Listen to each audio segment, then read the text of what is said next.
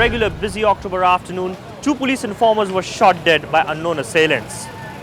But what got the city talking was that after decades, the ugly head of the underworld had once again risen.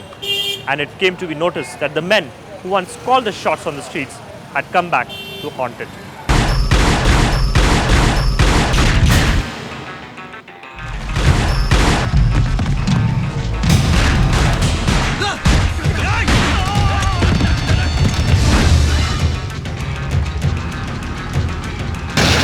This showed that the underworld, or the bhais as they are called in the underworld lingo, were once again flexing their muscles in the city they had made their own. But this is when it all started, the 1950s. Ideal place to start off his smuggling empire. The smuggling activity, that was a basic crime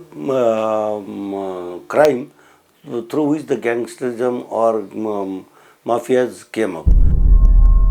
Mastan's influence on the Mumbai underworld was tremendous, and he took great interest in the Hindi film industry. He was known to be smitten by an actress for whom he financed numerous movies. His close interactions with Bollywood played back in real life. Amitabh Bachchan's Diwar is famed to be modelled after Haji Mastan. एक साथ इस footpath से उठे थे, लेकिन आज तुम कहां रह गए और मैं कहां गया? आज मेरे पास बिल्डिंगें हैं, प्रॉपर्टी है, बैंक बैलेंस है, बंगला है, गाड़ी है, क्या है तुम्हारे पास? Mastan later quit active participation in his illicit business and became a self-styled politician. He died in the early 1990s. It is ironical that one of the most loved movies were built around this man, who sent shivers down people's spine. But Mastan was not the only man to inspire the movies. Dayavan, based on Vardarajan Mudaliar, a Tamil migrant who worked as a coolie in Mumbai's Victoria terminus, now known as Chhatrapati Shivaji terminus. Using his community contacts, he set up a slum colony, now popularly known as Dharavi. And in these narrow bylanes of Dharavi, Vardarajan Mudaliar, or Vardabhai as he was known, ran his illicit liquor business. He was the first undisputed liquor baron of Mumbai. Later, he diversified into gambling, contract killings and smuggling. Vardarajan Mudaliar had almost taken over entire Mumbai city, all the activities. They had allotted the portfolios. One man will look after smuggling activity, one man will look after gambling activity, another man will look after the prostitution, fourth one will look after passport racketing, and so on. But the obsessive pursuit by the police forced him to return to his home village. He died 16 years ago. And then finally, Karim Lala, not as well known as his contemporaries, but perhaps the most dangerous and ruthless. An Afghan emigre, he silently built a terror empire unsurpassed by others of his time. He introduced the infamous Kaska brothers, Daud and Sabir, into the world of crime. But by the 80s, the old man had been sidelined by the same deputies he had trained. Aslam भाई, अब आप आराम करें. आपने इतना काम किया, धंधा यहाँ तक पहुँचाया, और हम सबको भी.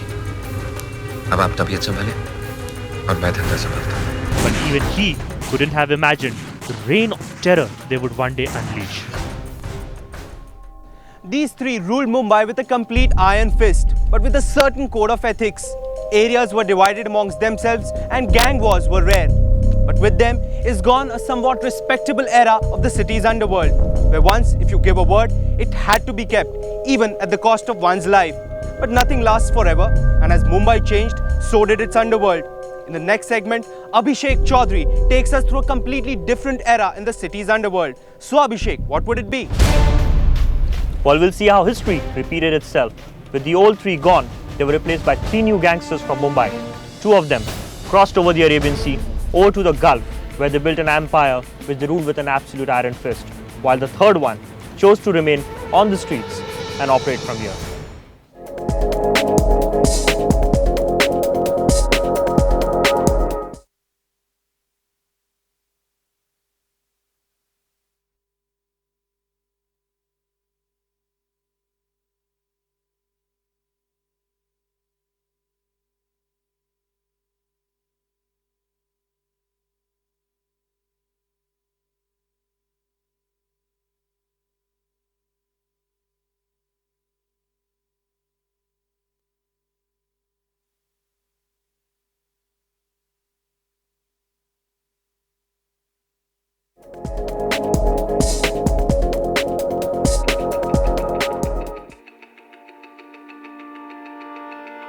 The trio of Haji Mastan, Karim Lala, and Vardarajan Mudliar ruled Mumbai's underworld with their own code of ethics.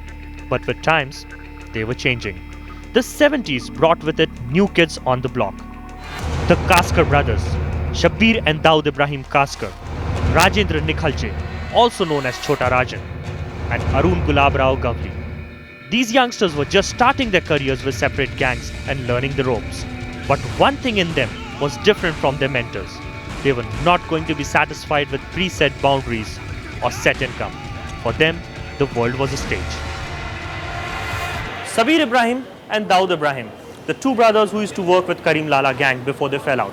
In fact, it was Sabir's murder which changed the whole dynamics of the Mumbai underworld. Daud swore revenge. And in spite of the peace broken by the terrible trio, he struck and got his revenge. A new era was then born. And in fact, it was when Daud pumped bullet into his brother's killer, it was the D Company which was born. Daud, along with his brother Anis, started their operations from this street in central Mumbai. Temkar Mohalla is where the D Company was born. In these by-lanes, Daud Ibrahim, the small-time gangster, morphed into a force to be reckoned with. In this building, Daud, along with his cronies, plotted the fall of most of his rivals. Temkar Mohalla was the headquarters of the gang's operations, the lane from where India's most lethal underworld gang did its business. But the bloody feud for supremacy was taking its toll on Mumbai streets, and the pressure on Daud kept increasing. In 1984, Daud fled to Dubai, where he already had his network ready.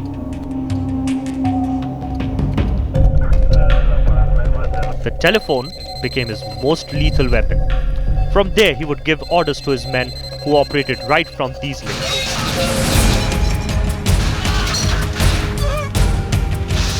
Temkar Mohalla, clearly the nerve center of Mumbai's underworld. He has been operating through various people. They had departments and compartments and separate wings, Someone to look after the film industry, someone to look after the builder, somebody look after the finance for building industry, and various other things they had. So, by and large, the crime network was looked after by Chota Shakil. And Chota Shakil was his manager. This is how the D gang and its associates looked in the first half of the 1980s. Daud Ibrahim, his brother Anis Ibrahim, his most trusted aide Chota Rajan, the popular Hindu gangster Rama Naik, future challenger Arun Gavli, the daredevil Divakar Churi, the dark horse Chota Shakil. This was a time when absolutely no one could challenge the might of Daud. His word was the law on the streets. But then, the men became too big for the gang themselves. The first liaison to break was with Rama Naik. In 1988, Daud allegedly got him killed in a police encounter. With Naik's death, Daud inherited a permanent and wily rival, Arun Gavli. दुश्मनी कभी ख़त्म होती है क्या? दिलदार दुश्मन परवरता है, क्या बोलते हैं? ये तो दिलदार नहीं है, ये लोग तो भगोड़े हैं, घातकी लोग हैं, विश्वासघातकी लोग हैं, तो इनसे सावधानी रहना पड़ता है ना. All of them are third-rate criminals. All of them are cowards. And all of them cannot face the law and the law enforcing authorities. If they had any bit of courage, they would have been in this country facing the law enforcement agencies. After Rama Naik's death, Arun Gavli came out on his own. Here at the Dagdi Chal is the headquarters of the Gavli gang. While almost every criminal associated with Daud fled the country, Gavli stayed put and oversaw his predominantly Hindu gang operations from his safe house, the Dagdi Chal. While the D gang's coffers were being filled by gold and drug smuggling along with gun racketing, Gavli continued unabated with extortions and overtaking the all-powerful Mumbai mill unions.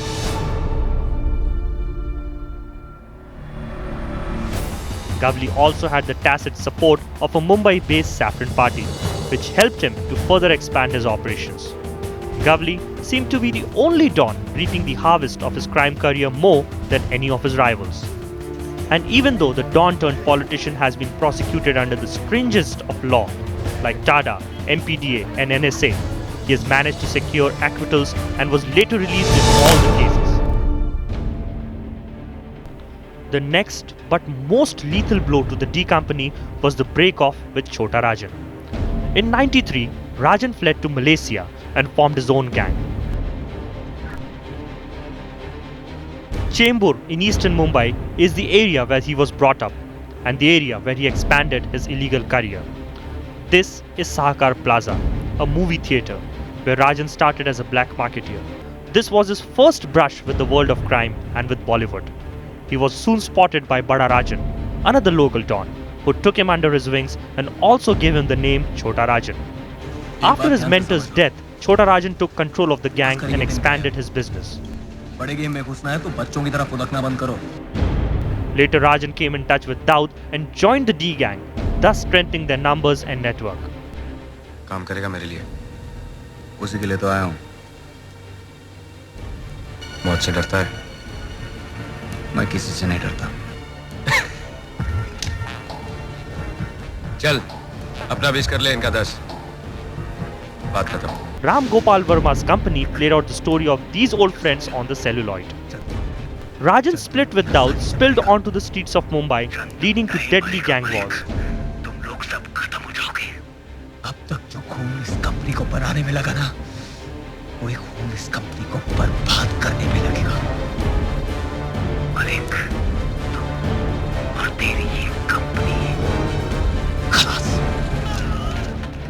Rajal himself was made a target in Bangkok by Chota Shakil, but he was lucky to survive.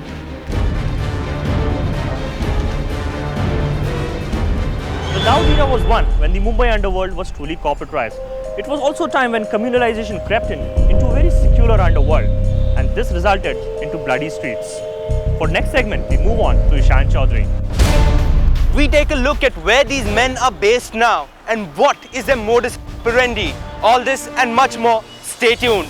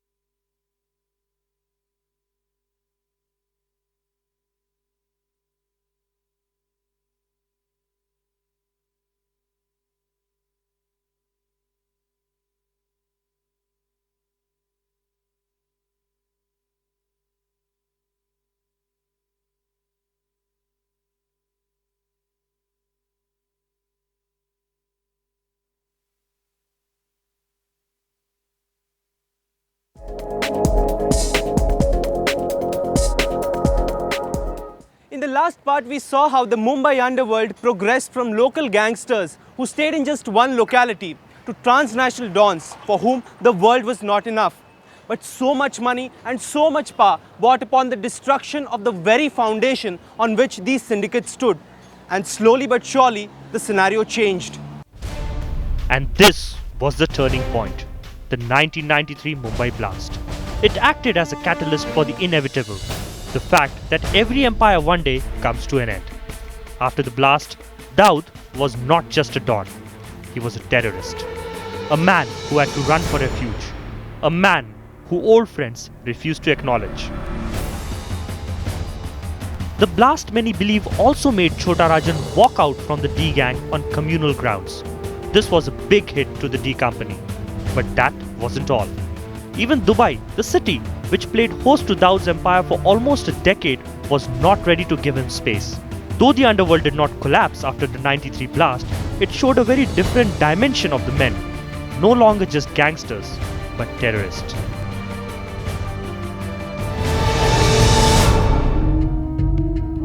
By the mid-1990s, the D gang family tree looked something like this. Daud, as usual, heading the bunch with his brother Anis Ibrahim, his new trusted aide Chota Shakil, the betting syndicate honcho Sharat Shetty, the Bollywood extortionist Abu Salem, and Shakil's right hand Fahim Machmach. Most of the gangsters who were working with him used to be changing factions. That way, almost all the gangsters who are working around the country have been his lieutenant one day or the other. So when he flew to Dubai, basically his lieutenant were this Sharat Shetty, your Chota Rajan, Chota Shakil, and various other fellows. Even this Abu Salem who ran away in 1993. So like that, he has been operating through various people. But Chota Rajan had Shetty killed in Dubai, and Salim broke away after the killing of music baron Gulshan Kumar.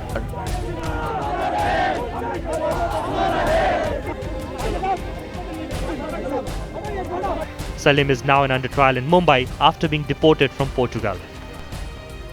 Chota Shakil, along with his man Friday Fahim Much, now handles the D-gang's operations in Mumbai. All the others of the gang live in Karachi.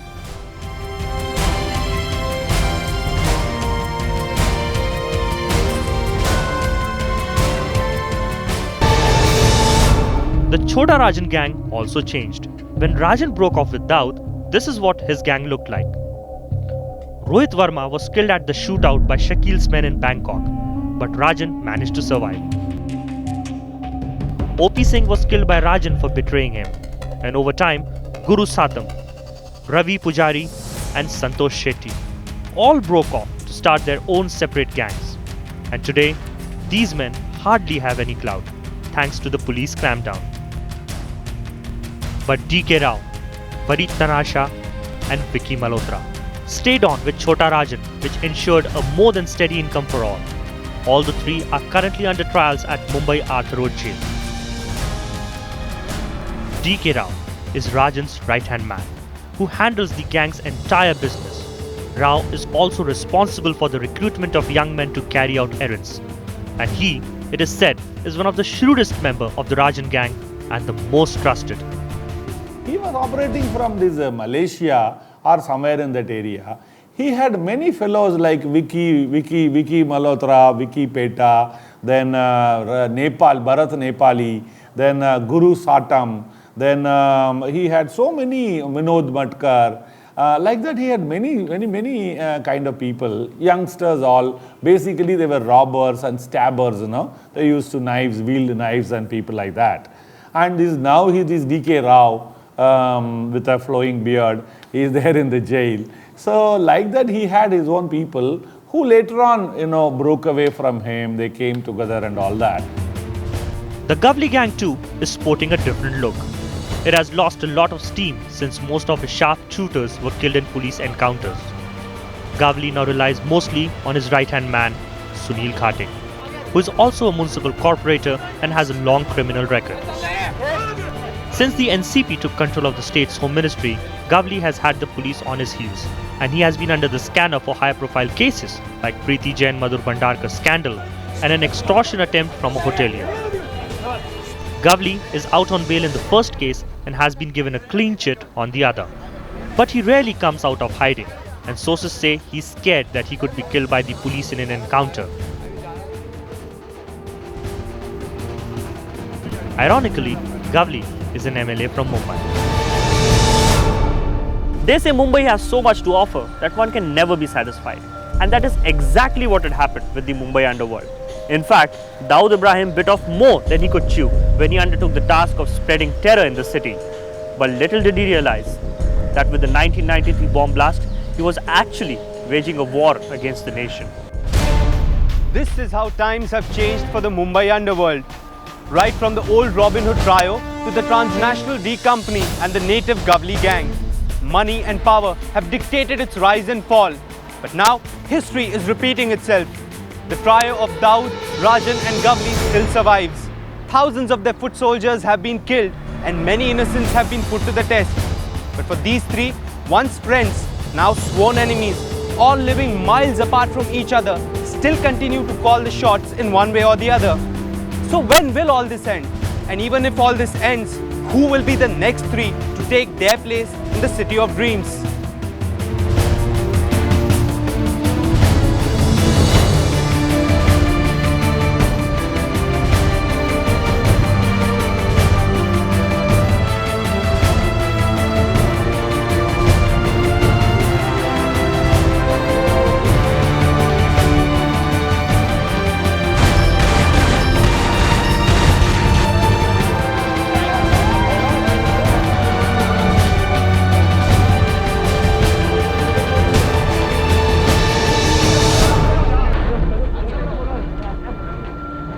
जिसकी नजर game से हटी, समझो वो game से हट गया।